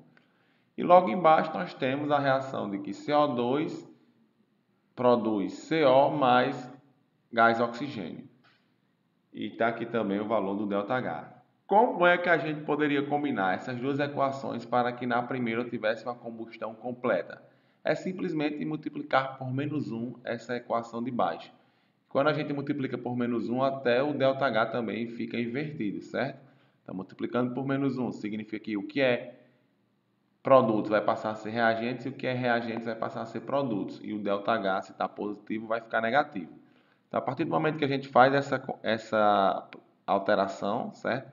A gente consegue cancelar o monóxido de carbono, porque agora vai estar nos reagentes na reação de baixo e nos produtos na reação de cima. A gente consegue cortar, né? Na hora de a gente somar essas duas equações. E nós vamos obter o quê? Que o carbono grafite mais o oxigênio vai produzir CO2 e o ΔH da reação vai ser menos 393,5 kJ. Aqui ao lado eu tenho um diagrama, né, que dá para vocês verificarem aí toda essa parte que foi feita no cálculo aqui ao lado. Então agora vamos resolver uma questão do Enem. Glicólise é um processo que ocorre nas células convertendo glicose em piruvato. Durante a prática de exercícios físicos que demandam grande quantidade de esforço, a glicose é completamente oxidada na presença de oxigênio. Entretanto, em alguns casos, as células musculares podem sofrer um déficit de oxigênio e a glicose ser convertida em duas moléculas de ácido lático. As equações termoquímicas para a combustão da glicose e do ácido lático são respectivamente mostradas a seguir. Está aí a primeira, a da glicose, né? A combustão da glicose em presença de oxigênio, e no segundo caso é o ácido lático, a combustão do ácido lático, né? No caso, na presença de oxigênio. Então, o processo anaeróbico é menos vantajoso energeticamente, por quê? Qual é o processo anaeróbico? É quando ele fala na questão que algumas células musculares têm deficiência de oxigênio e a glicose ela é transformada em duas moléculas de ácido lático. Então, como é que a gente pode chegar nessa equação, né, de uma molécula de glicose sendo transformada em duas moléculas de ácido lático? Apenas pela lei de Hess, certo? E aí a gente vai mostrar o porquê. O que é que a gente vai ter que encontrar? Uma molécula de glicose, aqui C6H12O6 sólido, produzindo nos produtos duas moléculas de ácido lático, que é essa daqui, CH3CHOH, sólido, certo? Então vejamos como chegar na resposta. Então, essa é uma questão que envolve lei de Hess, então vamos à aplicação direta dessa lei. Primeiro, nós temos que multiplicar a equação do ácido lático por menos 1, que é a primeira. Ou seja, o ácido lático que estava nos reagentes agora vai passar para os produtos, porque a gente já viu, né, que nós temos que ter o ácido lático nos produtos, pois a questão pede como interesse a glicose sendo transformada em duas moléculas de ácido lático. Então, nós já temos que inverter a equação do ácido lático para o ácido lático aparecer nos produtos. Depois, nós temos que multiplicá-la por 2, certo? E, logo em seguida, nós somamos a equação da glicose. E aí nós vamos obter o quê? Justamente o que nós queremos, que C6H12O6 será transformado em duas moléculas de ácido lático. Fazemos aqui os cortes necessários e o ΔH dessa reação vai ser igual ao quê? Menos 112 kJ. Isso nos remete ao que? A alternativa A. E por que que essa reação ela é menos vantajosa do que a da combustão da glicose? Vamos voltar. Por quê? Porque a da combustão da glicose ela libera menos 2.800 kJ. E essa que a gente acabou de ver, ela vai liberar apenas 112 kJ por mol de glicose. Vejamos, ó, menos 112 kJ por mol. Por isso que ela é menos vantajosa.